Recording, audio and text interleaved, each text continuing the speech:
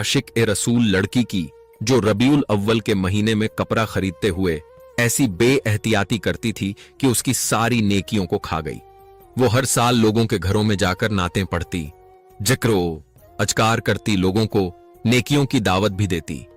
उसने अपनी जिंदगी में उम्रे भी कर रखे थे, मगर जब वो लड़की मर गई तो उसके मरते ही उसकी मैयत को आग लग गई थी। उसके हाथ पांव और सर के बाल बुरी तरह से जलने लगे थे।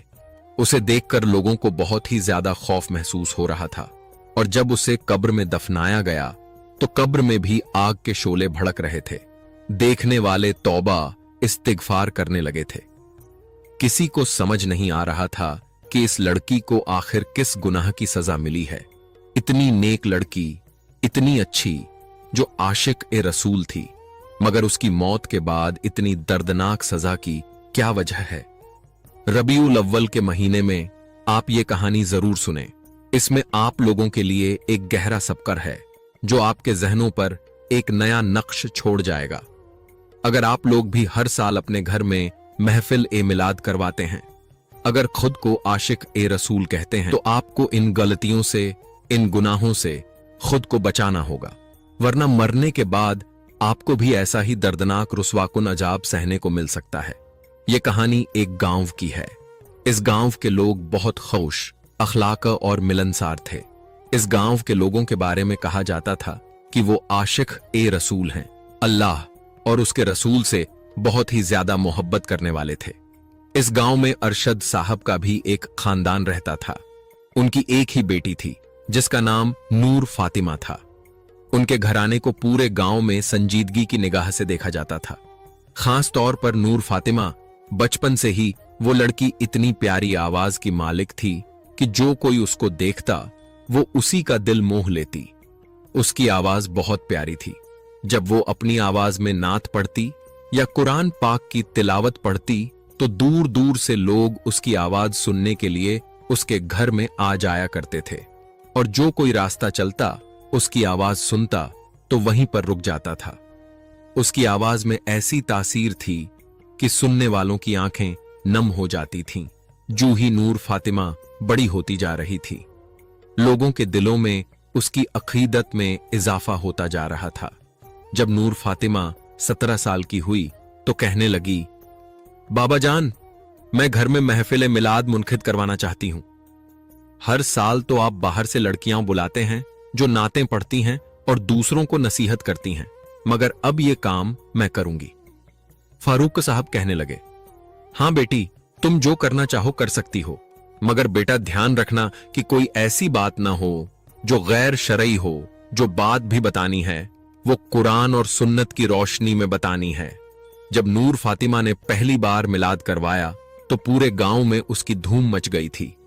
अरे, नूर फातिमा की आवाज में तो जादू है, जो कोई आवाज सुनता है वो ठहर जाता है। जब नूर फातिमा अपनी ऐसी तारीफें सुनती तो उसका दिल खुशी से झूमने लगता था। मां, लोग मुझे कितना पसंद करते हैं, मेरी आवाज की कितनी तारीफ करते हैं। अल्लाह का मुझ पर कितना करम है कि उसने मुझे इतनी खूबसूरत आवाज दी है। मां कहती हैं, हां बेटी, अल्लाह का शुक्र अदा किया करो जिसने तुम्हें इतना नवाजा है, छोटी सी उम्र में ही इतनी इज्जत से नवाज लिया है।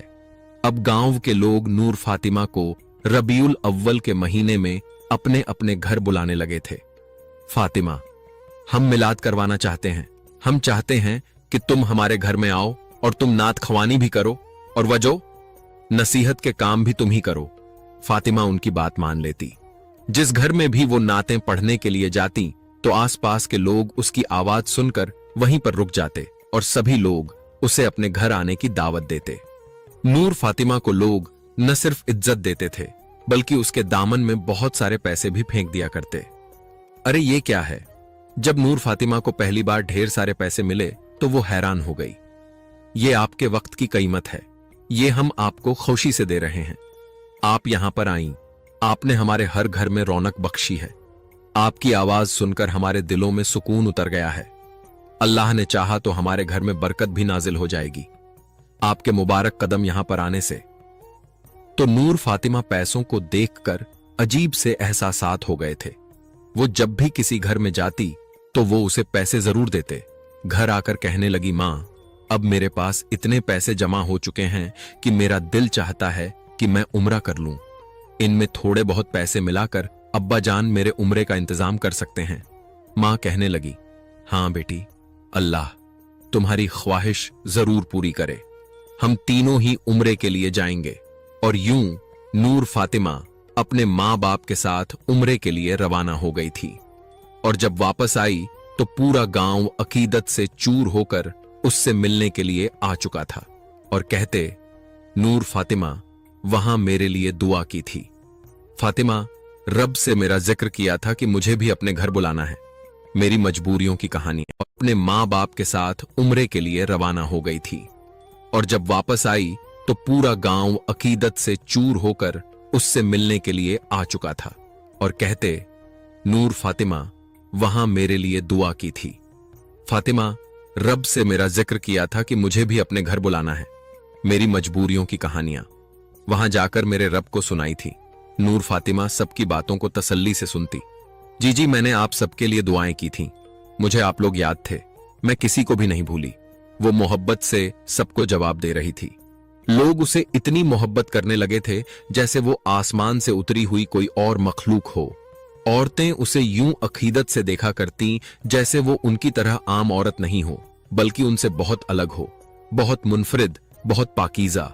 और ये चीज नूर फातिमा के दिल में अजीब से एहसासात पैदा करने का बाइस बन रही थी। वो खुद नहीं जानती थी कि ये वो जहर था जो उसकी रगों में आहिस्ता आहिस्ता उतरता जा रहा था। अब जब वो कहीं पर मिलाद करवाने के लिए जाती तो कहती, आप लोग लाउडस्पीकर का इंतजाम करें ताकि आवाज आपके पूरे घर में गूंज जाए और आपके घर में जो भी शैतानी असरात हैं, जो भी नहूसत है, वो अल्लाह के जिक्र से दूर हो सकें। लोग उसकी बात सुनकर एक बार फिर से अकीदत से झूमने लगे थे। अब वो जहां पर भी जाती थी वहां पर साउंड सिस्टम का भी इंतजाम किया गया होता था और यूं उसकी नात खवानी की आवाज दूर दूर तक जाती थी। एक दिन जब फारूक ने अपने बेटे की आवाज सुनी तो वो कोई सोच में पड़ गया। जब नूर फातिमा मिलाद करवा कर घर आई तो बहुत थक चुकी थी। आज उसे मामूल से ज्यादा पैसे मिले थे। वो बहुत खुश थी। अभी वो पैसों को गिनकर ही कमरे से बाहर निकली थी जब उसके बाप ने उसे बुलाया। नूर फातिमा, मैं तुमसे एक बात कहना चाहता हूं। मुझे यकीन है मेरी बेटी कि तुम मेरी बात मानोगी। जी अब्बा जान बोले नूर फातिमा से। उसके बाप ने कहा, बेटा तुम मिलाद करवाने के लिए जाती हो। बेशक जाओ बेटा, मुझे इस बात पर कोई एतराज नहीं है, मगर ये जो तुम माइक में नातें पढ़ती हो तो बेटा तुम्हारी आवाज दूर दूर तक जाती है। बहुत सारे नाम हरम तुम्हारी आवाज सुनते हैं। बेटा ये बात मुझे अच्छी नहीं लगी कि तुम्हारी आवाज